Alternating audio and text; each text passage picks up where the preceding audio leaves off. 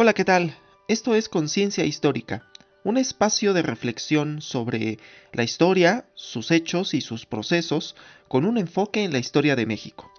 Soy Raimundo Salcedo y hoy es 2 de octubre, fecha en la que se cumplen 55 años de la matanza de Tlatelolco, que culminó el movimiento estudiantil de 1968 en México. Y para no fallar a lo que exponíamos en capítulos anteriores, que es la memoria histórica, hagamos un poco de conciencia de este hecho tan importante en la historia de México. Para empezar, he de decir que el 68 es un elemento, es un momento muy importante en la memoria colectiva de México.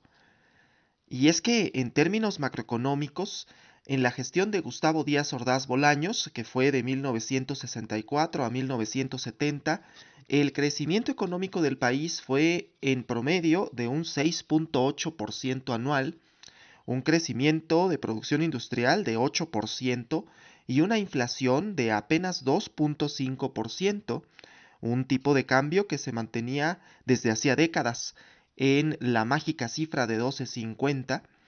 Se construyeron durante su periodo las 3 primeras líneas del metro de la Ciudad de México, quizás las únicas que fueron planificadas en su conjunto, y se inauguraron innumerables obras de infraestructura del país, hospitales, escuelas, etc.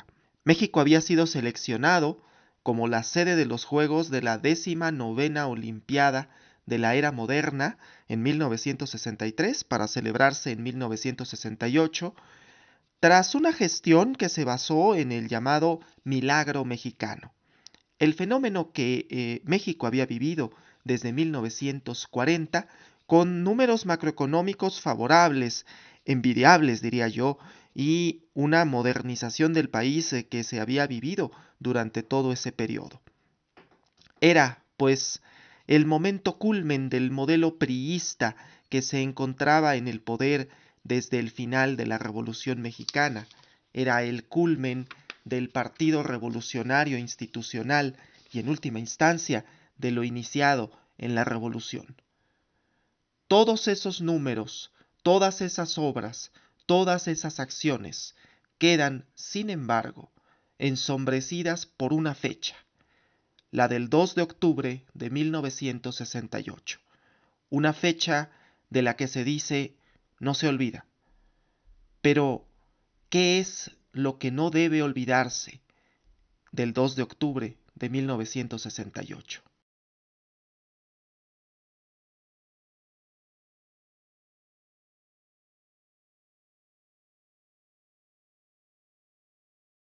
A manera de contexto hay que decir que el Partido Revolucionario Institucional por aquel entonces era el partido hegemónico en México. Es decir, era el único partido político que en la práctica podía ganar las elecciones de cualquier nivel de gobierno y de cualquier tipo, es decir, desde la presidencia de la República hasta las diputaciones locales, todas estaban completamente cooptadas por el Partido Revolucionario Institucional.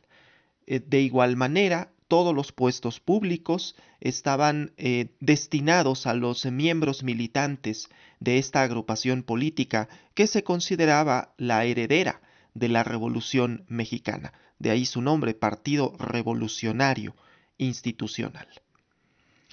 Pues bien, empecemos por el principio, lo sucedido el 22 de julio de 1968, una riña entre estudiantes de la preparatoria Isaac Ochoterena, incorporada a la UNAM, y estudiantes de las vocacionales 2 y 5 del Instituto Politécnico Nacional.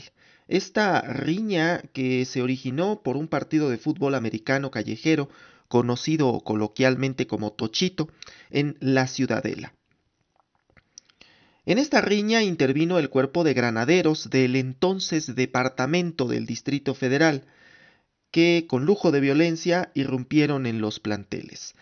Aquí vale la pena decir que por aquel entonces el Distrito Federal, el entonces Distrito Federal, no era una entidad federativa con las características que tiene hoy en día la Ciudad de México, sino que era regida directamente por el gobierno federal, de ahí su nombre Distrito Federal, y el presidente era quien ponía directamente al regente, al jefe del departamento del Distrito Federal. Era un departamento administrativo de la Federación.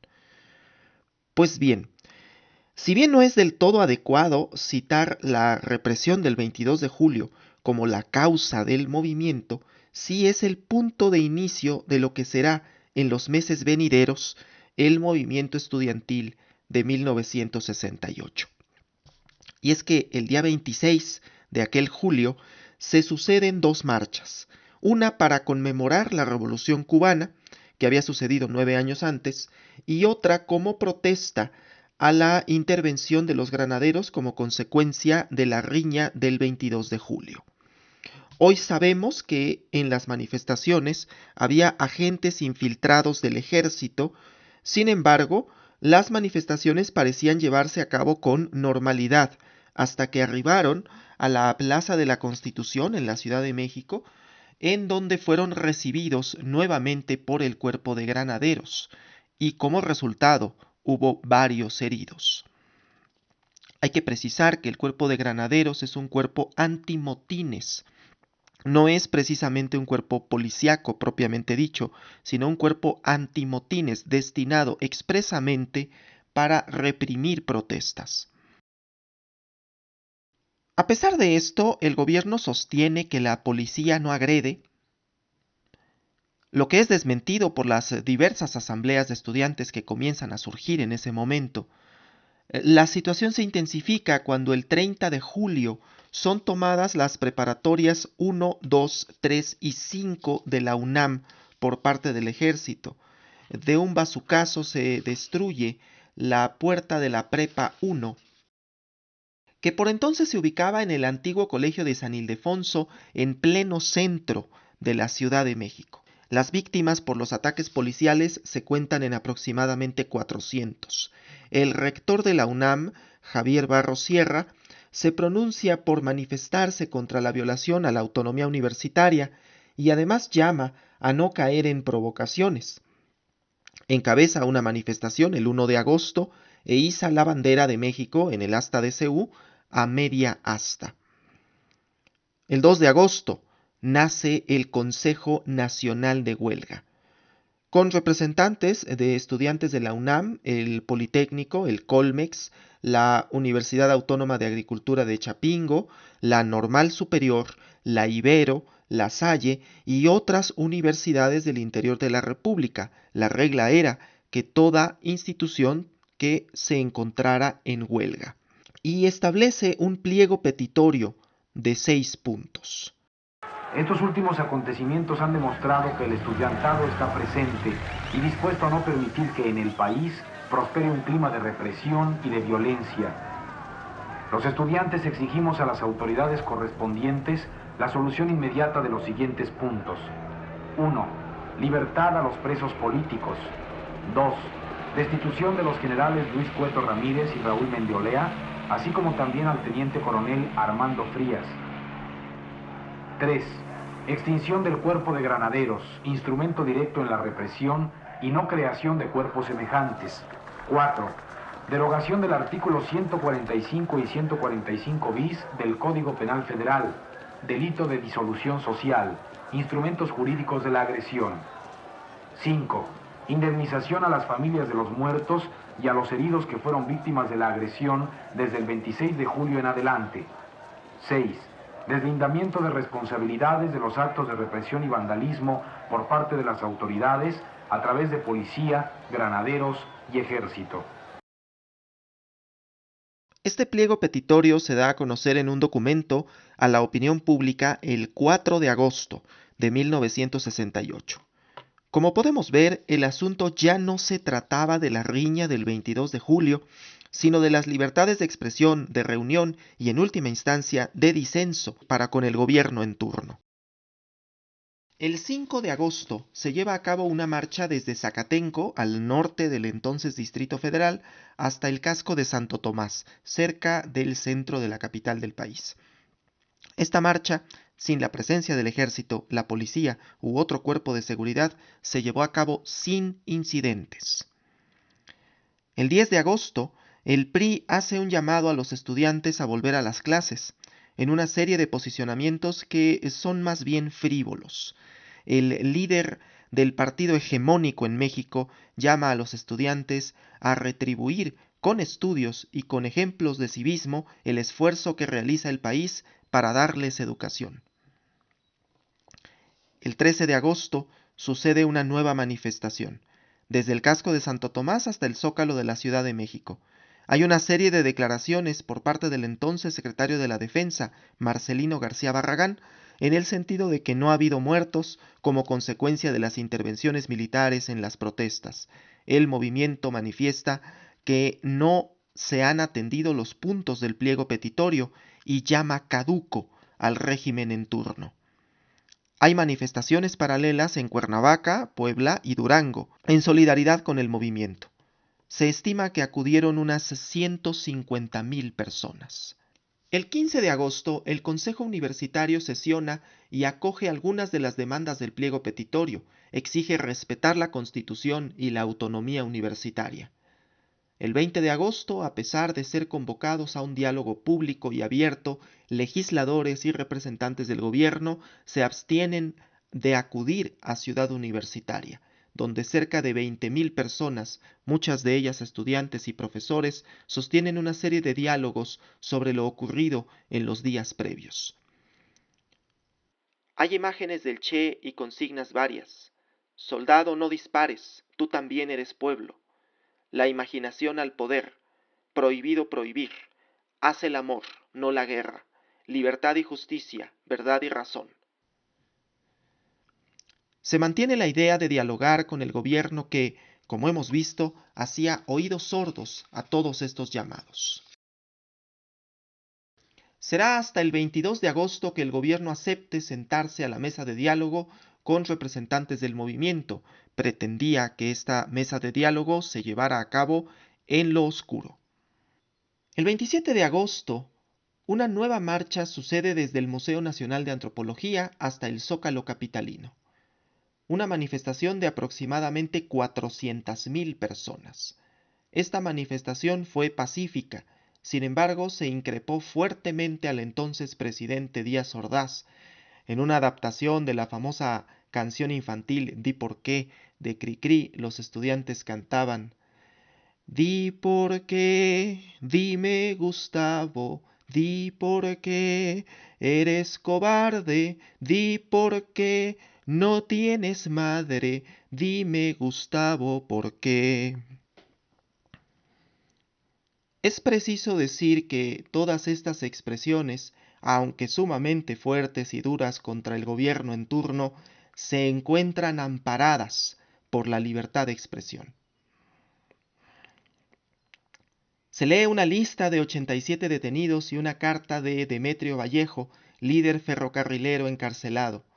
Un policía se sube a la tribuna, afirma que él tiene dignidad, se quita el uniforme y lo pisotea, llorando.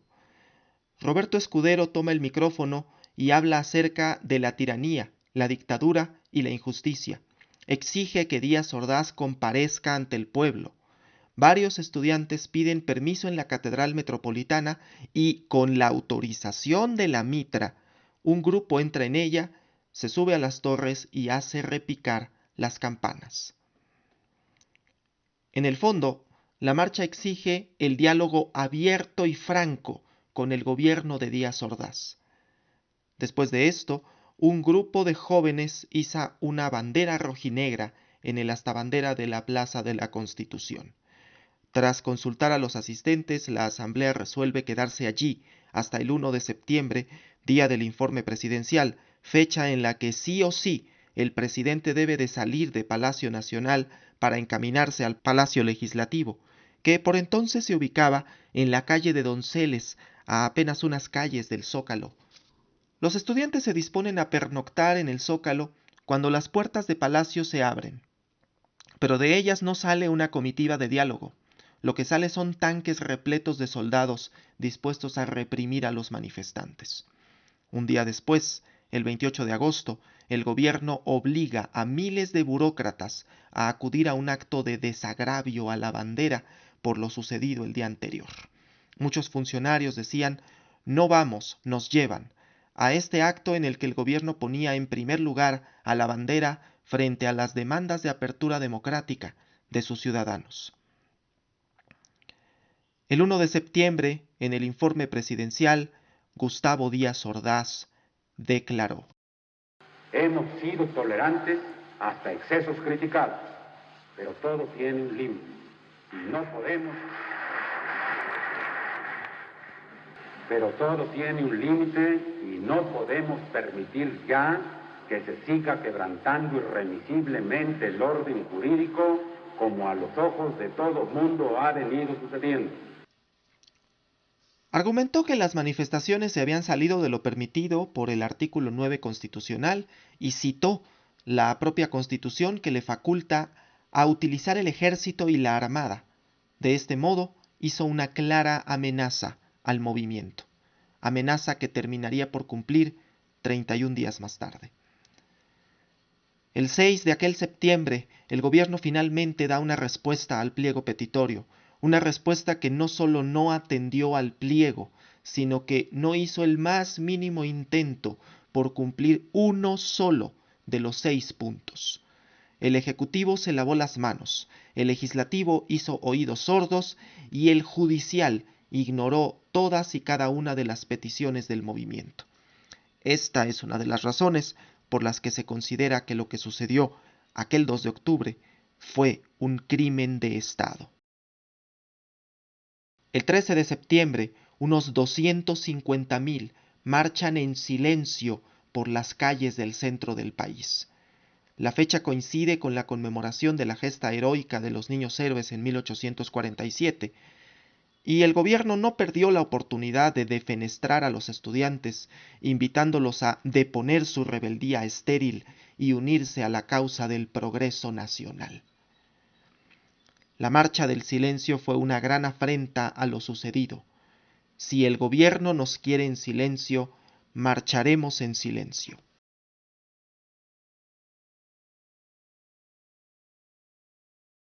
El 15 de septiembre, día en que se celebra la ceremonia del grito de independencia, este se desarrolla con normalidad en el Zócalo capitalino, salvo por el hecho de que Díaz Ordaz recibe abucheos en vez de vivas en cada una de sus arengas. El día siguiente, el tradicional desfile militar se lleva a cabo sin contratiempos. Un día después, el 17 de septiembre, el ejército toma Ciudad Universitaria. Vale la pena decir que la inauguración de los Juegos Olímpicos tendría lugar el 12 de octubre en el Estadio Olímpico que se encuentra en las instalaciones de CEU. Para quienes no la conozcan, CEU es el campus principal de la UNAM. Las siglas CEU significan Ciudad Universitaria y ahí se encuentran las principales facultades de la universidad. Se encuentra al sur de la Ciudad de México y es atravesada por la Avenida Insurgentes Sur. CEU es enorme.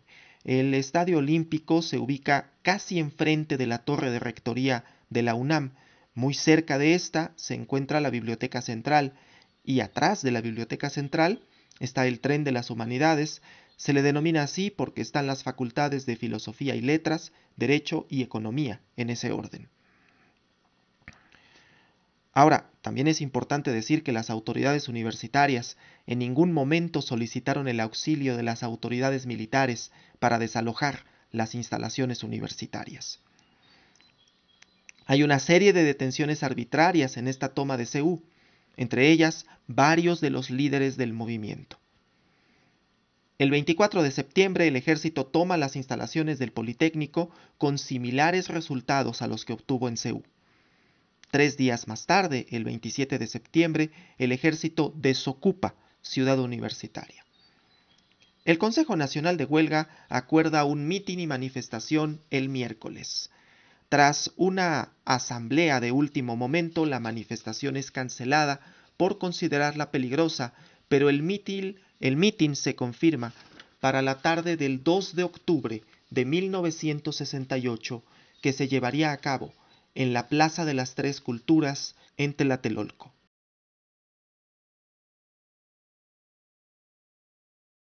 La Plaza de las Tres Culturas se llama así porque allí convergen edificios modernos de departamentos con una iglesia de corte colonial y una zona arqueológica. Se encuentran presentes la cultura prehispánica, la colonial y la contemporánea. Unas 10,000 personas se reunieron en torno al edificio Chihuahua, uno de los modernos edificios de departamentos del conjunto de Nonoalco-Tlatelolco. Los estudiantes vieron la presencia del ejército en las inmediaciones, pero era algo relativamente común que los militares se encontraran en la zona, debido a que siempre estaban cerca en las manifestaciones y mítines. Lo que los estudiantes no sabían, no podían saber, es que en la azotea del edificio Chihuahua se encontraba un grupo de francotiradores del Batallón Olimpia, un cuerpo de élite del ejército mexicano creado ex profeso para cuidar la seguridad de los Juegos de la 19ª Olimpiada, de ahí su nombre, Batallón Olimpia. Un helicóptero que sobrevuela el lugar lanza 2 bengalas, una verde y una roja. Las imágenes son claras. En el momento en que las bengalas están cayendo, está saliendo el primer disparo del edificio Chihuahua, no contra los estudiantes, sino contra los militares que se encontraban aposentados en la zona. La confusión es total. Los militares arremeten contra los estudiantes y el Batallón Olimpia dispara en dirección a la Plaza de las Tres Culturas. Cientos de estudiantes son detenidos en el acto. Otros más mueren como consecuencia del tiroteo que se extiende desde aproximadamente las 6 de aquella tarde hasta entrada la noche. La versión oficial del gobierno fue que los estudiantes habían arremetido contra el ejército y éste se había visto obligado a responder a la agresión. Hoy sabemos que no fue así.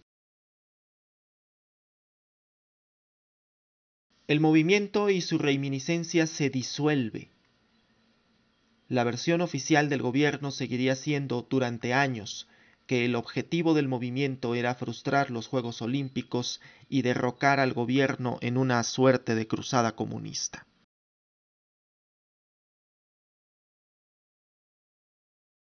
Las imágenes que hay de lo ocurrido dan cuenta de un sinnúmero de detenciones y vejaciones. Muchos de los detenidos son llevados al campo militar número 1, posteriormente al Palacio Negro de Lecumberri, una cárcel donde se retenía a los que eran incómodos para el régimen. Mucho de esto lo sabemos por los testimonios de Luis González de Alba, quien fue detenido en Tlatelolco aquella tarde y quien escribió Los días y los años, además de dar algunos testimonios a Elena Poniatowska para su libro La noche de Tlatelolco. Los detenidos aquella tarde pasarían años en prisión y en el gobierno siguiente sufrirían del exilio.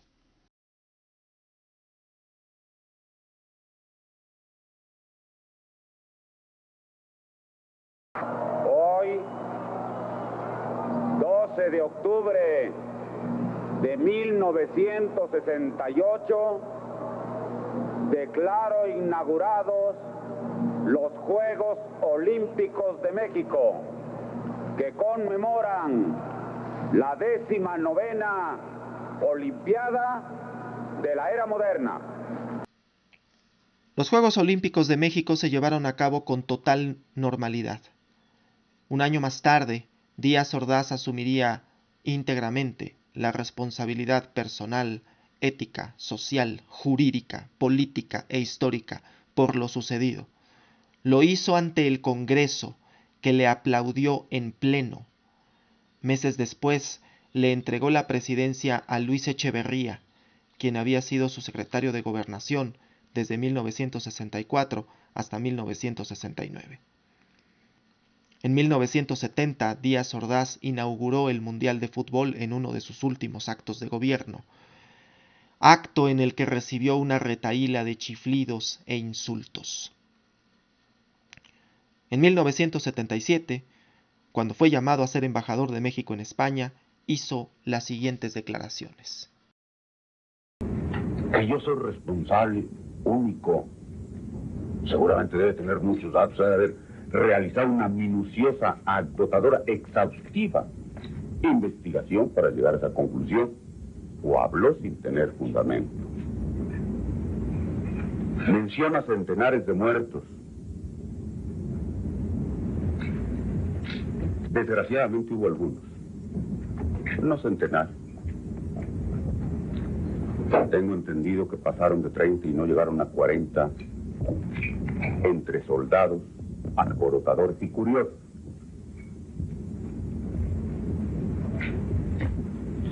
Se dirá que es muy fácil ocultar y disminuir. Pero complazo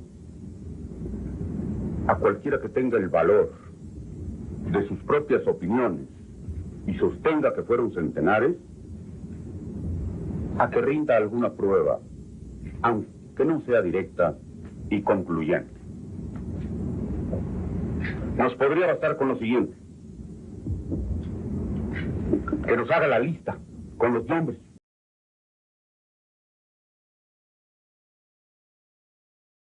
Disiento totalmente del criterio muy personal de usted, de que hay un hecho que ensombreció la historia de México. Hay un hecho que ensombreció la historia de unos cuantos hogares mexicanos. Yo le puedo decir a usted que estoy muy, muy contento de haber podido servir a mi país en tantos cargos como lo he hecho. Estoy muy orgulloso de haber podido ser presidente de la República y haber podido así servir a México. Pero de lo que estoy más orgulloso de esos 6 años es del año de 1968, porque me permitió servir y salvar al país, les guste o no les guste, con algo más que horas de trabajo burocrático, poniéndolo todo: vida, integridad física, horas, peligros, la vida de mi familia, mi honor, el paso de mi nombre a la historia. Todo se puso en la balanza. Afortunadamente salimos adelante. Y si no ha sido por eso, usted no tendría la oportunidad, muchachito, de estar aquí preguntando. Díaz Ordaz murió en 1979. Nunca fue juzgado por lo sucedido el 2 de octubre de 1968. Luis Echeverría también permaneció impune hasta su muerte, ocurrida en 2022, a la edad de 100 años. Sus familiares, de Díaz Ordaz, de Echeverría, de Marcelino García Barragán, saben dónde está enterrado su pariente. Tienen un lugar en donde pueden llorar a su muerto. Los familiares de quienes fueron masacrados aquella tarde en Tlatelolco no tienen ese privilegio. Lo sucedido en la Plaza de las Tres Culturas y el final de ese movimiento que pugnaba por la democracia y la libertad del país fue monstruoso, y comenzó uno de los periodos más oscuros de la historia de México, la Guerra Sucia, en la que el gobierno comenzó a reprimir con mayor fuerza todas las manifestaciones que estuvieran en su contra, desapareció personas y disolvió movimientos. También significó el gran divorcio de la sociedad civil con el gobierno priista de aquel entonces. Pasarían por lo menos 30 años antes de que hubiera algún grado de apertura democrática en México, pues fue hasta el año 2000 que hubo transición de poder, y aún a veces me cuestiono si realmente existe apertura democrática en México, si las prácticas de poner a su sucesor y de hacer oídos sordos a las demandas de la sociedad son comunes aún a más de medio siglo de lo ocurrido en 68. Si los regímenes políticos tienen como prueba el escuchar a su ciudadanía y responder a sus demandas sociales, representando un pacto entre la sociedad y el gobierno, esa es una prueba que el gobierno de Díaz Ordaz falló estrepitosamente. Y esos estudiantes que fueron reprimidos, masacrados, detenidos y vejados, no eran muy diferentes de los ciudadanos de a pie que hoy vivimos en México. Por esto, hoy más que nunca, 2 de octubre, ni perdón ni olvido. En memoria de todos los caídos aquella tarde en Tlatelolco y de todas las víctimas de la Guerra Sucia que desde entonces se desató en México.